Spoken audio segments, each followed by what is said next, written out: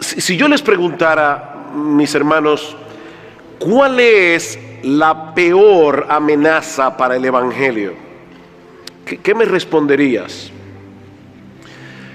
Bueno, seguramente algunos pensarían en las persecuciones, otros tal vez en el incremento de la inmoralidad, el avance del secularismo en nuestra sociedad occidental, otros tal vez pensarían en el auge de las sectas falsas, o incluso en el avance del Islam en las naciones de Occidente.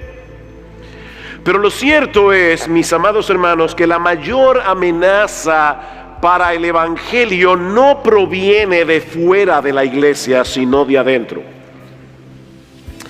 De hecho, se trata de un mal con el que todos tenemos que luchar constantemente en un grado o en otro.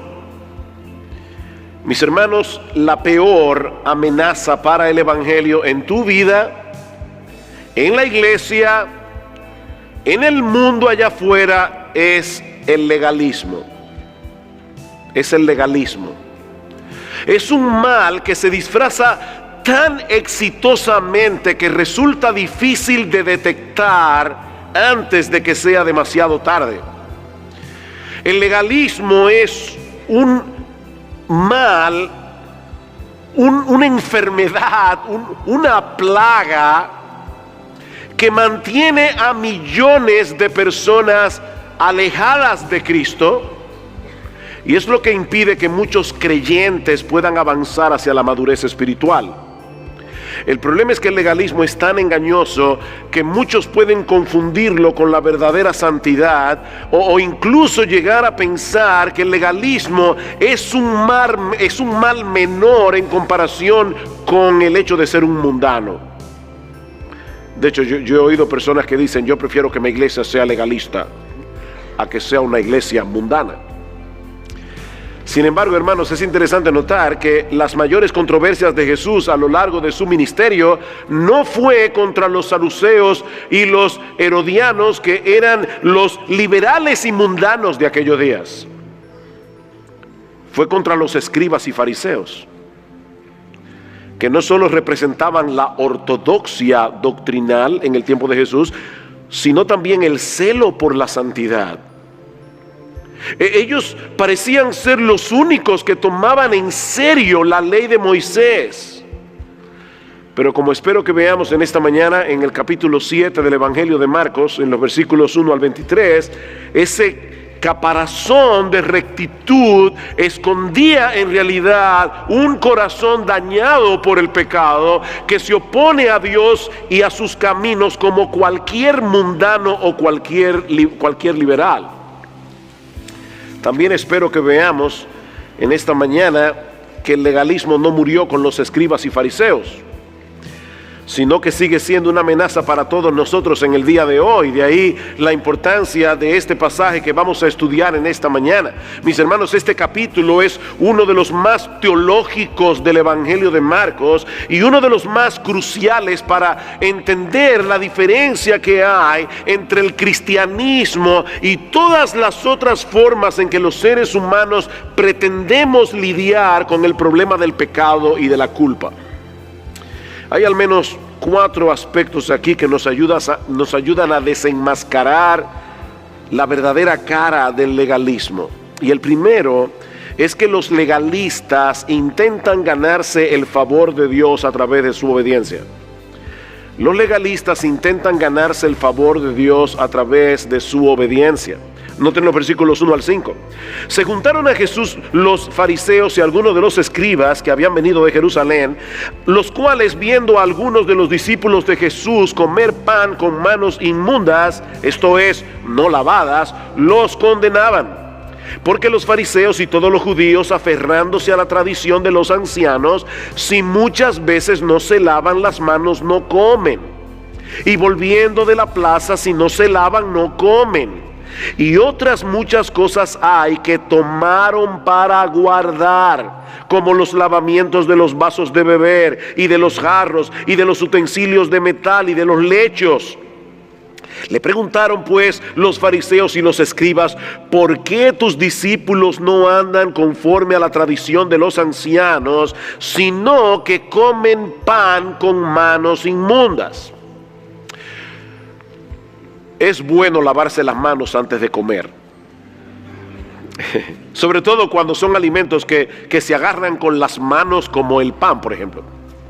Pero la preocupación de los fariseos en este pasaje no es higiénica, es una preocupación religiosa. Marcos dice en el versículo 3 que todos los judíos se lavaban las manos cuidadosamente antes de comer, observando así la tradición de los ancianos. Y luego en el versículo 5 dice que los fariseos acusaron a Jesús de que no andaban conforme a la tradición de los ancianos. ¿De qué tradiciones es que el Señor está hablando aquí? Bueno, de todas esas rituales y ceremonias que los rabinos le habían añadido a la ley de Moisés para asegurarse de que la estaban obedeciendo al pie de la letra. En el Antiguo Testamento, Dios había ordenado ciertos rituales de purificación como una ayuda visual para que los judíos percibieran la necesidad que ellos tenían de ser limpiados de sus pecados antes de poder entrar en la presencia de Dios. De manera que estos ritos de purificación no eran un fin en sí mismos, como si el hecho de darse un buen baño, ¿verdad?, eso de alguna forma elimina de nuestros corazones la mancha del pecado. No, estos rituales tenían la intención de preparar al pueblo para la llegada del Salvador, que iba a hacer por ellos lo que ningún jabón del mundo puede hacer. El problema del hombre, mis hermanos, es espiritual y requiere de un remedio espiritual. Es por eso que en Deuteronomio capítulo 10, versículo 16, Moisés le dice al pueblo que ellos debían circuncidar ¿el qué? Sus corazones. La circuncisión que se llevaba a cabo en el cuerpo físicamente apuntaba hacia una solución más radical del problema del pecado y de la culpa. En Jeremías capítulo 2 versículo 22 lo dice de una forma más impactante: aunque te laves con lejía y amontones jabón sobre ti, la mancha de tu pecado permanecerá delante de mí, dijo Jehová el Señor. El lavado del cuerpo no puede quitar la mancha que tenemos en el alma. Pero los líderes religiosos de Israel, y aquí está el punto clave, mis hermanos, de este pasaje: los líderes religiosos de Israel perdieron de vista el verdadero significado de estos rituales. Y llegaron a pensar que el mero hecho de practicarlos los ayudaría a ganarse el favor de Dios. Y en cierto modo ese es el corazón del legalismo. Básicamente consiste en tratar de ganar el favor de Dios a través de nuestra obediencia a un conjunto de leyes y de normas. Así que mientras el Evangelio nos mueve a la obediencia por el hecho de ya haber sido aceptados por Dios de pura gracia sobre la base de la obra redentora de Cristo, el legalismo nos dice que debemos obedecer para ser aceptados. ¿Ven la diferencia? En el Evangelio yo obedezco porque ya fui aceptado. En el legalismo yo trato de ser aceptado a través de mi obediencia. Ahora, por supuesto, cuando uno piensa que puede ganarse el favor de Dios a través de la obediencia a ciertas reglas, una de las cosas que van a suceder con toda probabilidad es que vamos a añadir nuevas reglas a la ley de Dios, porque nosotros queremos estar seguros de que estamos haciendo las cosas exactamente como Dios quiere, de que estamos ponchando los botones correctos. ¿Se dice así? ¿Se entiende eso de ponchar? No es que aquí hay tantos países diferentes que no sé. Ok. Eso era lo que los escribas y fariseos hacían.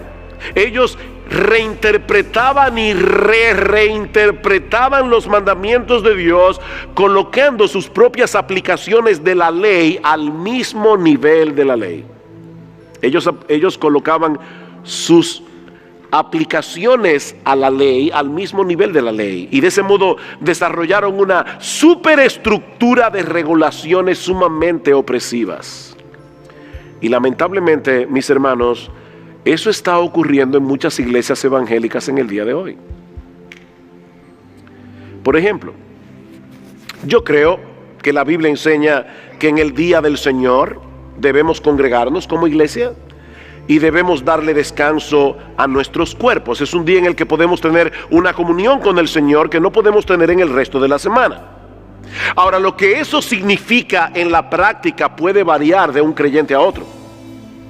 Imaginen a un grupo de creyentes que pertenecen a la misma iglesia donde todavía se celebran dos servicios de adoración distintos en el día del Señor. Nuestra iglesia nos reunimos por la mañana y por la tarde y son servicios diferentes. Bueno, hay muchas iglesias que todavía mantienen esa práctica. Tal vez algún hermano de esa iglesia decida tomar una siesta después de comida para poder descansar y así ir al culto de la tarde más descansado. Puede ser que otro prefiera caminar un rato para oxigenar el cerebro y así estar más despierto en el culto de la tarde. Y todavía existe la posibilidad de que algún creyente no necesite de ninguna de las dos cosas, sino que prefiera quedarse toda la tarde leyendo su Biblia o algún otro libro que le sea de edificación. Ahora imagínense lo que sucedería si cada uno de ellos, sobre todo el tercero, convierte su práctica en una regla universal que todo creyente debe seguir si de verdad quiere hacer un buen uso del día del Señor. Eso fue precisamente lo que hicieron los líderes religiosos de Israel y terminaron destruyendo el propósito por el que Dios instituyó ese día. Porque en vez de ser un tiempo deleitoso en la presencia del Señor, ellos convirtieron el día del Señor en una carga muy difícil de llevar. Pero el legalista no solamente le añade nuevas leyes y regulaciones a la ley de Dios, sino que tarde o temprano va a colocar esas nuevas leyes por encima de los mandamientos de Dios.